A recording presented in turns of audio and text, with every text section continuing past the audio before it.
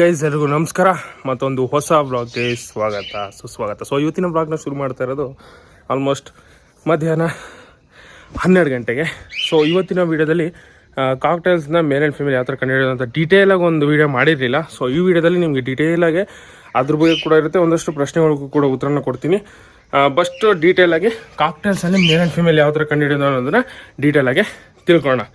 ಬನ್ನಿ ಗೈಸ್, ಇವತ್ತಿನ ವ್ಲಾಗ್ನ ಶುರು ಮಾಡೋಣ. ಓಕೆ ಗೈಸ್, ಫಸ್ಟು ಇವಾಗ ಕಾಕ್ಟೈಲ್ಸ್ ಅಲ್ಲಿ ಮೇಲ್ ಆ್ಯಂಡ್ ಫಿಮೇಲ್ ಯಾವ ಥರ ಕಂಡುಹಿಡಿಬೋದು, ಒಂದು 3 ಥರ ಇದೆ. ಅಂದರೆ 3 ಥರನೂ ಕಂಡುಹಿಡಿಬೋದು.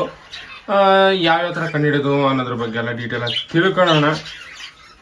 ಅದಕ್ಕಿಂತ ಮುಂಚೆ ಒಂದಷ್ಟು ಕಮೆಂಟ್ಸ್ ಬಂದ್ಬಿಟ್ಟಿದೆ, ಅವರು ಕೂಡ ಉತ್ತರನ ಕೊಟ್ಟು ನಂತರ ನಾವು ತಿಳ್ಕೊಳ್ಳೋಣ. ಏನು ಜಾಸ್ತಿ ಏನಿಲ್ಲ, 1-2-3 ಕಮೆಂಟ್ಸ್ಗಳಿಗೆ ಉತ್ತರನ ಕೊಟ್ಟು ನಂತರ ನಾವು ಮೇನ್ ಕಂಟೆಂಟ್ಗೆ ಏನಿದೆ ಅದಕ್ಕೆ ಬರೋಣ. ನೆಕ್ಸ್ಟ್ ಇವತ್ತಿನ ಮೊದಲನೇ ಕಮೆಂಟ್ ಬಂದ್ಬಿಟ್ಟು ಕಮೆಂಟ್ ಮಾಡಿರೋದು ಹೃತಿಕ್ ಅವರು. Bro love birds male and ಫಿಮೇಲಿಗೆ ನೋಡೋದು ಬ್ರೋ ಹೇಳಿ ಅಂತ ಹೇಳಿದ್ದಾರೆ. ಲವ್ ಬರ್ಡ್ಸ್ ಅಲ್ಲಿ ಮೇಲ್ ಆ್ಯಂಡ್ ಫಿಮೇಲ್ ಅದನ್ನ ನೆಕ್ಸ್ಟ್ ವಿಡಿಯೋದಲ್ಲಿ ತಿಳಿಸ್ಕೊಟ್ಟಿನಿ. ಆಲ್ರೆಡಿ ಒಂದು ವಿಡಿಯೋ ಮಾಡಿದ್ದೀನಿ ನೋಡಿ ಬ್ರೋ, ಇಲ್ಲಾಂದ್ರೆ ನೆಕ್ಸ್ಟ್ ಮುಂಬರೋ ವಿಡಿಯೋದಲ್ಲಿ ನಾನು ತಿಳಿಸ್ಕೊಡ್ತೀನಿ. ಈ ವಿಡಿಯೋದಲ್ಲಿ ಕಾಕ್ಟೈಲ್ಸ್ ಅಲ್ಲಿ ಮೇಲ್ ಫಿಮೇಲ್ ಯಾವ ಥರ ಕಂಡುಹಿಡಿಯೋದು ಅಂತ ತಿಳಿಸ್ಕೊಡ್ತೀನಿ. ನೆಕ್ಸ್ಟ್ ಫಸ್ಟ್ ಕಮೆಂಟ್ ಬ್ರೋ ಅಂತ ಹೇಳಿದ್ದಾರೆ ಧನುಷ್ ಅವರು, thank you so much bro. Nagesh ಅವ್ರು ಕಮೆಂಟ್ಸ್ ಮಾಡಿದ್ದಾರೆ, ಅದು ನಂಗೆ ಅರ್ಥ ಆಗಿಲ್ಲ, ಮತ್ತೆ ಕಮೆಂಟ್ ಮಾಡಿ. ನೆಕ್ಸ್ಟ್ ಜಯರಾಮ್ ಅವ್ರು ಕಮೆಂಟ್ ಮಾಡಿರೋದು, ಬ್ರೋ ಮೇಲ್ ಬಜೀಸ್ ಫಿಮೇಲ್ಗೆ ತುಂಬಾ ಕಷ್ಟ ಇದೆ, ಇದಕ್ಕೆ ಏನ್ ಮಾಡ್ಬೇಕು ಅಂತ ಕೇಳಿದ್ದಾರೆ. ಸೊ ಹಂಗಾದ್ರೆ ನಿಮ್ಮ ಮೇಲ್ ಬಜೀಸ್ನ ಸ್ವಲ್ಪ ಸಪ್ರೇಟ್ ಮಾಡಿ, ಒಂದು 2 ದಿನ ಸಪ್ರೇಟ್ ಮಾಡಿದ್ರೆ ಏನಾಗುತ್ತೆ, ಸ್ವಲ್ಪ ಅಗ್ರೆಸಿವ್ ಫೀಲ್ ಆಗುತ್ತೆ, ಯಾರು ಇಲ್ಲ ಅನ್ಸುತ್ತೆ ಅದಕ್ಕೆ. ಅಂದ್ರೆ ನೀವು ಇವಾಗ ಯಾವ ಕೇಜಲ್ಲಿ ಬ್ರೀಡಿಂಗ್ ಮಾಡಿಸ್ಬೇಕು, ಸೆಟ್ ಮಾಡಬೇಕು ಬರ್ಡ್ನ ಅಂತ ಇದ್ದೀರಾ ಪೇರ್ನ, ಆ ಕೇಜ್ನಲ್ಲಿ ಮೇಲ್ ಬಿಡಿ, ಫಿಮೇಲ್ನ ಬೇರೆ ಕೇಜಿಗೆ ಚೇಂಜ್ ಮಾಡಿ.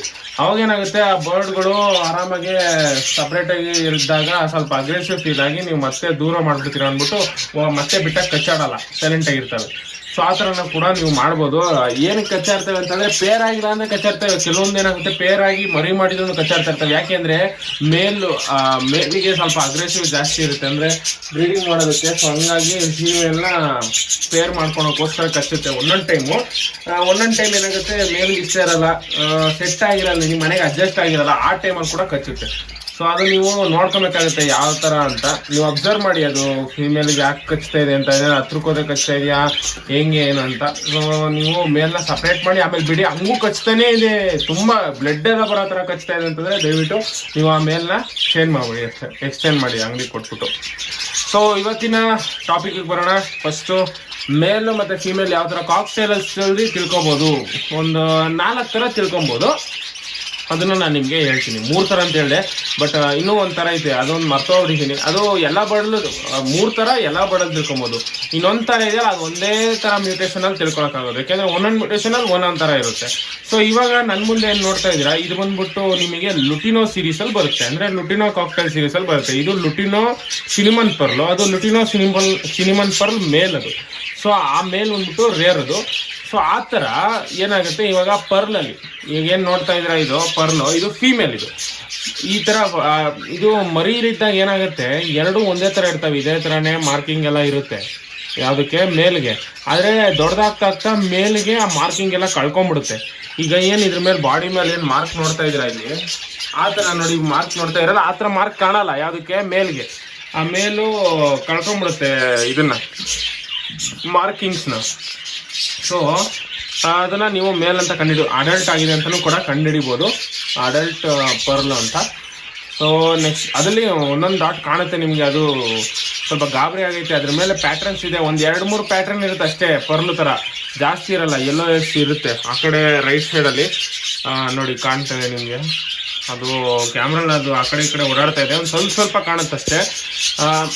ಈಗ ಫಸ್ಟು ಫೀಮೇಲ್ ಯಾವ ಥರ ಅಂತಂದರೆ, ಇವಾಗ ಅಲ್ಲಿ ನೋಡ್ತಾ ಇದ್ದೀರಲ್ಲ ಪರ್ಲಲ್ಲಿ ಆ ಥರ ಏನಾರ ಮಾರ್ಕಿಂಗ್ ಇತ್ತು, ಡಾರ್ಕ್ ಕಲರ್ ಇತ್ತು ಅಂತಂದರೆ, ಮತ್ತು ಕ್ರಸ್ಟ್ ದೊಡ್ಡದಾಗಿತ್ತು, ಒಂದು ದೊಡ್ಡ ಕ್ರಸ್ಟ್ ಇರುತ್ತೆ ನೋಡಿ, 2ಕ್ಕೂ ದೊಡ್ಡ ಕ್ರಸ್ಟ್ ಇದೆ, ಅಂದರೆ ತಲೆ ಮೇಲೆ ಜುಟ್ಟು ಇರುತ್ತಲ್ಲ, ಅದು ದೊಡ್ಡದಾಗಿರುತ್ತೆ.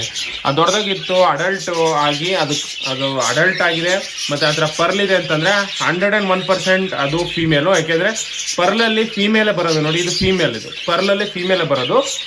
ಮತ್ತು ಮೇಲಲ್ಲಿ ನಿಮಗೆ ಮೇಲ್ ಪರ್ಲು ಬರೋದು ರೇರು. ಸೊ ಹಂಗಾಗಿ ನೀವೇನು ತಲೆಕೆಡ್ಸ್ಕೊಳಂಗಿಲ್ಲ. ಮೇಲೆ ಯಾವಾಗಲೂ ನೋಡಿ ಈ ಥರ ಕ್ಯಾಪ್ ಇರುತ್ತೆ. ಏನು ಇವಾಗ ಬಾಡಿ ಫುಲ್ಲು ಗ್ರೇ ಇದೆ, ಮುಖ ಮಾತ್ರ ಯೆಲ್ಲೋ ಕಲರ್ ಕ್ಯಾಪ್ ಥರ ಇದೆಯಲ್ಲ, ಸೊ ಹಂಗಾಗಿ ಇದು ಮೇಲು. ಇದು ಮರಿ ಇದ್ದಾಗ ಹೆಂಗಿರುತ್ತೆ ಅಂತಂದರೆ ಫುಲ್ಲು ಗ್ರೇನೇ ಇರುತ್ತೆ. ಯಾವುದೇ ಕಾರಣಕ್ಕೂ ಈ ಥರ ಕ್ಯಾಪ್ ಥರ ನಿಮಗೆ ಕಾಣಲ್ಲ, ಫುಲ್ಲು ಬ್ರೌನ್ ಗ್ರೇ ಥರನೇ ಇರುತ್ತೆ. ಸೊ ಹಂಗಾಗಿ ನೀವು ಅದರಿಂದ ನೀವು ಇದು ಅಡಲ್ಟು ಆಗಿದೆ, ಜೊತೆಗೆ ಇದು ಮೇಲ್ ಈ ಕಡೆ ಇರೋದು, ಆ ಕಡೆ ಇರೋದು ಫೀಮೇಲ್ ಅಂತ ತಿಳ್ಕೊಬೋದು. ಒಂಥರ ಆಯಿತು. ಈ ಥರ ಮ್ಯೂಟೇಷನಲ್ಲಿ ಈ ಥರ ತಿಳ್ಕೊಬೋದು. ಆಮೇಲೆ ಪರ್ಲು ಎಲ್ಲ ಮ್ಯೂಟೇಷನಲ್ಲೂ, ವೈಟ್ ಸೀರೀಸಲ್ಲೂ ಯೆಲ್ಲೋ ಸೀರೀಸಲ್ಲೂ ಎಲ್ಲದರಲ್ಲೂ ಪರ್ಲು ಫೀಮೇಲೇ ಇರುತ್ತೆ. ಆ ಥರ ಮಾರ್ಕಿಂಗ್ ಜಾಸ್ತಿ ಪರ್ಲ್ ಮಾರ್ಕಿಂಗ್ ಇತ್ತು ಅಂತಂದರೆ ಅದು ಫೀಮೇಲೆ, 101% ಫೀಮೇಲು. ಅದು ವೈಟ್ ಸೀರೀಸರ ಆಗಿರಲಿ ಇಲ್ಲ ಯೆಲ್ಲೋ ಲುಟಿನೋ ಸೀರೀಸರ ಆಗಿರಲಿ. ನೆಕ್ಸ್ಟ್ ಬಂದ್ಬಿಟ್ಟು ಇವಾಗ ಲುಟಿನೋ ಅಂದರೆ ನನ್ನ ಹತ್ರ ಇವಾಗ ಇಲ್ಲ ಸದ್ಯಕ್ಕೆ, ಅದಿತ್ತು, ನಾನು ನಮ್ಮ ಸಬ್ಸ್ಕ್ರೈಬರ್ಸ್ ಒಬ್ರು ಕೊಟ್ಬಿಟ್ಟೆ.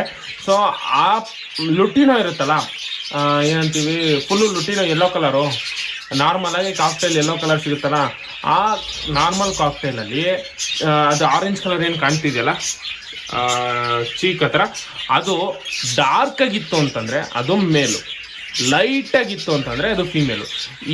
ಈ ಫ್ಯಾಕ್ಟರು ಅದೊಂದೇ ಒಂದು ಮ್ಯೂಟೇಷನಲ್ಲಿ ಮಾತ್ರ ಉಪಯೋಗಕ್ಕೆ ಬರೋದು. ಎಲ್ಲದರಲ್ಲೂ ಅದ್ರ ಆಗಲ್ಲ. ಯಾಕೆಂದರೆ ನೋಡಿ ಇವಾಗ ಈ ಮ್ಯೂಟೇಷನಲ್ಲಿ ಫೀಮೇಲ್ಗೆ ಡಾರ್ಕ್ ಆಗಿದೆ, ಮೇಲ್ಗೆ ಲೈಟ್ ಆಗಿದೆ. ಸೊ ಅದರಲ್ಲಿ ಹಂಗಿರಲ್ಲ, ಡಾರ್ಕ್ ಆಗಿರುತ್ತೆ. ಒಂದೊಂದು ಅದರ ಪೇರೆಂಟ್ಸ್ ಜೆನೆಟಿಕ್ಸ್ ಮೇಲೆ ಹೋಗುತ್ತೆ, ಕೆಲವೊಂದು ಲೈಟ್ ಆಗಿರುತ್ತೆ. ಸೊ ಹಂಗಾಗಿ ಇದು ಒಂದು ಫ್ಯಾಕ್ಟರ್ ಅಂತ ಇಟ್ಕೊಬೋದು ಅಷ್ಟೇ ಹೊರತು ಇದು ಇದು 100% ನಮಗೆ ಮೇಲ್ ಆ್ಯಂಡ್ ಫೀಮೇಲ್ ತಿಳಿಸ್ಕೊಡುತ್ತೆ ಅಂತ ನಾವು ಹೇಳೋಕ್ಕಾಗಲ್ಲ. ಒಂದು 20-40% ಆ ಥರ ಅನ್ಕೋಬೋದು ನೀವು. ಇವಾಗ ಇದರಲ್ಲಿ ಮೇಲ್ಗೆ ಲೈಟ್ ಆಗಿದೆ, ಫೀಮೇಲ್ಗೆ ಡಾರ್ಕ್ ಆಗಿದೆ. ಸೊ ಅದೇ ಥರ ಅದರಲ್ಲಿ ಡಾರ್ಕ್ ಆಗಿರೋದು ಮೇಲು, ಲೈಟ್ ಆಗಿರೋದು ಫೀಮೇಲು. ಇದು ಎರಡನೇ ಥರ ಆಯಿತು. ನೆಕ್ಸ್ಟ್ ಮೂರನೇ ಥರದ್ದು ಯಾವ ಥರ ಅಂತಂದರೆ, ಅದರ ಏನಿದೆ ಈ ಬರ್ಡು ನೀವು ಈಗ ಹಿಂಗೆ ಕೈಯಲ್ಲಿ ಹಿಡ್ಕೊಂಡ್ರೆ ಅದನ್ನು ರೆಕ್ಕೆ ಓಪನ್ ಮಾಡಿದ್ರೆ ಡಾಟ್ ಕಾಣುತ್ತೆ. ಆ ಡಾಟ್ ಇರೋದು ಫೀಮೇಲು.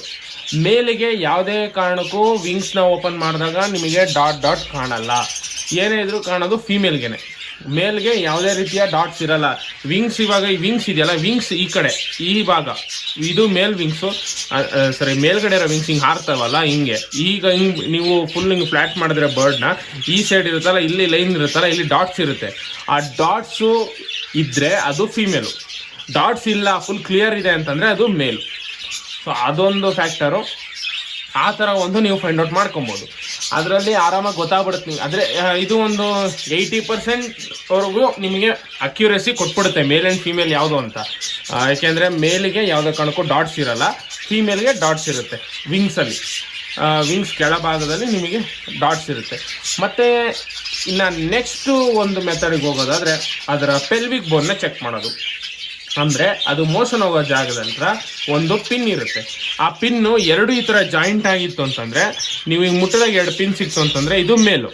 ಚೂರು ಇಷ್ಟು ಗ್ಯಾಪ್ ಇತ್ತು, ಸ್ವಲ್ಪ ಗ್ಯಾಪ್ ಇದೆ ಪಿನ್ ಮಧ್ಯದಲ್ಲಿ ಅಂತಂದರೆ, ಹಿಂಗೆ ಸ್ವಲ್ಪ ಗ್ಯಾಪ್ ಇತ್ತು ಅಂತಂದರೆ ಅದು ಫೀಮೇಲು.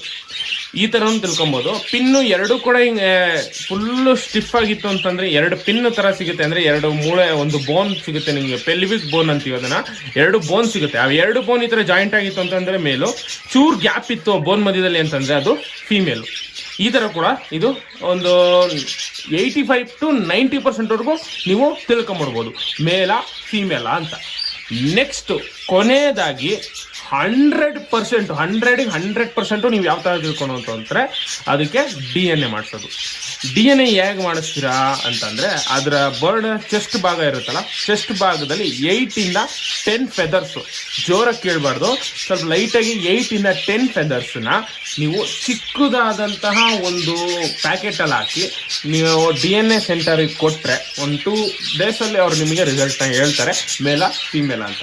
ಅದು 100% ಮೇಲ್ ಆ್ಯಂಡ್ ಫೀಮೇಲ್ಗೆ ಒಂದು ಏನಂತೀವಿ ನೀವು ತಿಳ್ಕೊಬೋದು, 100% ತಿಳ್ಕೊಬೋದು ಇದು ಮೇಲ ಫೀಮೇಲ್ ಅಂತ. ಈಗ ನನ್ನ ಹತ್ರ ಇರೋದ್ರಲ್ಲಿ ನನ್ನ ಹತ್ರ ಯಾವುದು ಕೂಡ DNA ನಾನು ಮಾಡಿಲ್ಲ, ಯಾಕಂದರೆ ನಾನು ಹಂಗೆ ಚೆಕ್ ಮಾಡಿ ತಗೊಂಡಿರೋದು. ನೀವು DNA ನಿಮಗೆ ಡೌಟ್ ಇದ್ದರೆ ಮಾತ್ರ ನೀವು ಮಾಡಿಸ್ಕೊಳ್ಳಿ. ನಿಮಗೆ ಡೌಟು ಫುಲ್ ಕ್ಲಿಯರ್ ಆಗಬೇಕು 101% ಅಂತಂದರೆ ನೀವು ಆರಾಮಾಗಿ DNA ಮಾಡಿಸ್ಕೊಬೋದು. ಈಗ ಅಲ್ಬಿನೋಗಳೆಲ್ಲ ನೀವು DNA ಮಾಡಿಸ್ಲೇಬೇಕು. DNA ಮಾಡಿಸೋದಕ್ಕೆ ಏನೇನೆಲ್ಲ ಅಂತಂದರೆ, ಫಸ್ಟು ಕಾಲಿಗೆ ರಿಂಗ್ ಇರಬೇಕು. ಆಮೇಲೆ ನೀವು ನಾನು ಹೇಳ್ದಂಗೆ 8 to 10 ಫೆದರ್ಸ್ನ ಅದ್ರ ಚೆಸ್ಟ್ ಭಾಗ ನೋಡಿ, ಈ ಚೆಸ್ಟ್ ಭಾಗ ಇದೆಯಲ್ಲ ಇಲ್ಲಿ, ಈ ಚೆಸ್ಟ್ ಭಾಗದಲ್ಲಿ ನೀವು ಒಂದು 8 to 10 ಫೆದರ್ಸ್ನ ನೀವು ಪ್ಯಾಕೆಟ್ಗೆ ಹಾಕ್ಬಿಟ್ಟು ಕೊಡಬೇಕಾಗುತ್ತೆ DNA ಸೆಂಟರ್ಗೆ. ಬರ್ಡ್ DNA ಟೆಸ್ಟಿಂಗ್ ಇರುತ್ತೆ ಅಲ್ಲಿ. ನೆಕ್ಸ್ಟು ಅದಕ್ಕೆ ರಿಂಗ್ ಇರಬೇಕು, ಆ ರಿಂಗಲ್ಲಿ ನಂಬರ್ ಇರಬೇಕು. ಇಲ್ಲ ಅಂದರೆ ನಿಮಗೆ ಜಾಸ್ತಿ ಬರ್ಡ್ಸ್ ಇದ್ರೆ ಗೊತ್ತಾಗಲ್ಲ. ಈಗ ಇಷ್ಟೊಂದು ಬರ್ಡ್ಸ್, ಜಾಸ್ತಿ ಬರ್ಡ್ಸ್ ಇದ್ದಾಗ ನಿಮಗೆ ಇವಾಗ 2 ಅಲ್ಬಿನೋನೇ ಇತ್ತು ಅಂತಂದರೆ ಯಾವ ಮೇಲೂ ಯಾವ ಫೀಮೇಲು ಅಂತ ಗೊತ್ತಾಗಲ್ಲ. ಒಟ್ಟಿನಲ್ಲಿ ನಿಮಗೆ ಯಾವ್ದಾವ್ದು ಜೆಂಡರ್ ಅಂತ ಗೊತ್ತಾಗುತ್ತೆ. ಅದಕ್ಕಾಗಿ ನಿಮ್ದೇನಾದ್ರು ಈ ಥರ ಡಿಫ್ರೆನ್ಶಿಯೇಟ್ ಆಗಿದ್ರೆ, ಈಗ ಇದನ್ನು ಸುಮ್ಮನೆ ನಾವು DNA ಕೊಡೋದಾದರೆ ಇದನ್ನು ಯೆಲ್ಲೋ ಫೇಸ್ ಅಂತ ಕೊಡೋದು, ಆಮೇಲೆ ಆ ಕಡೆ ಆದ್ರೂ ಪರ್ಲ್ ಅಂತ ಕೊಡೋದು. ಅವಾಗ ಯೆಲ್ಲೋ ಫೇಸ್ ಇರೋದು ಇದು ಮೇಲು, ಇದು ಫೀಮೇಲು ಅಂತ ತಿಳ್ಕೊಬೋದು. ಅದೇ 2 ಒಂದೇ ಕಲರ್ ಇದ್ದು 2 ಅಲ್ಬಿನೋನೇ ಇತ್ತು ಅಂತಂದ್ರೆ ಅವಾಗ ನಿಮಗೆ ಗೊತ್ತಾಗಲ್ಲ. ರಿಂಗ್ ಇಲ್ಲ ಅಂತಂದ್ರೆ ಹೇಳ್ತಾರದು ನಾನು, ರಿಂಗ್ ಇಲ್ಲ ಅಂತಂದ್ರೆ 2 ಒಂದೇ, ರಿಂಗ್ ಇಲ್ಲ 2 ಒಂದೇ ಮ್ಯೂಟೇಷನ್ ಇದ್ದು ವೈಟೇನೆ, ನಿಮಗೆ ಗೊತ್ತಾಗಲ್ಲ ಯಾವ್ದು ಮೇಲು ಯಾವ್ದು ಫೀಮೇಲ್ ಅಂತ. ಸೊ ಹಂಗಾಗಿ ರಿಂಗ್ ಇರೋದು ಬೆಟರು, ರಿಂಗ್ ಇರೋದು ಬೆಟರು. ಯಾವುದಕ್ಕೆ? ಸೇಮ್ ಮ್ಯೂಟೇಷನ್ ಇದ್ದಾಗ ಅಲ್ಬಿನೋ ಇಂಟು ಅಲ್ಬಿನೋ ಪೇರ್ ಮಾಡಿದರೆ. ಈ ಥರ ಏನಾರ ಪೇರ್ ಮಾಡಿದರೆ ನೀವು ಆರಾಮಾಗಿ ಏನು ಗೊತ್ತಾಗುತ್ತೆ. ಇಲ್ಲಿ ಇವಾಗ ನಾವು ಹೆಸರು ನಂಬರ್ ಬದಲು, ರಿಂಗ್ ನಂಬರ್ ಬದಲು ಹೆಸರನ್ನೇ ಕೊಡ್ಬೋದು. ಎಲ್ಲೋ ಏನಿದು ಯೆಲ್ಲೋ ಫೇಸ್ ಅಂತ ಯೆಲ್ಲೋ ಫೇಸ್ ಕಾಕ್ಟೇಲ್ ಅಂತ ಕೊಡ್ಬೋದು, ಅದು ಪರ್ಲ್ ಕಾಕ್ಟೇಲ್ ಅಂತ ಕೊಡ್ಬೋದು. ಯೆಲ್ಲೋ ಫೇಸ್ ಕಾಕ್ಟೇಲ್ ಮೇಲು, ಪರ್ಲ್ ಕಾಕ್ಟೇಲ್ ಫೀಮೇಲ್ ಅಂತ ನೀವು ಅವರು ಅದರಲ್ಲಿ ಬರೆದು ನಮಗೆ PDF ಕಳಿಸ್ತಾರೆ. ಆಮೇಲೆ ಕಾರ್ಡ್ ಕೂಡ ಬರುತ್ತೆ.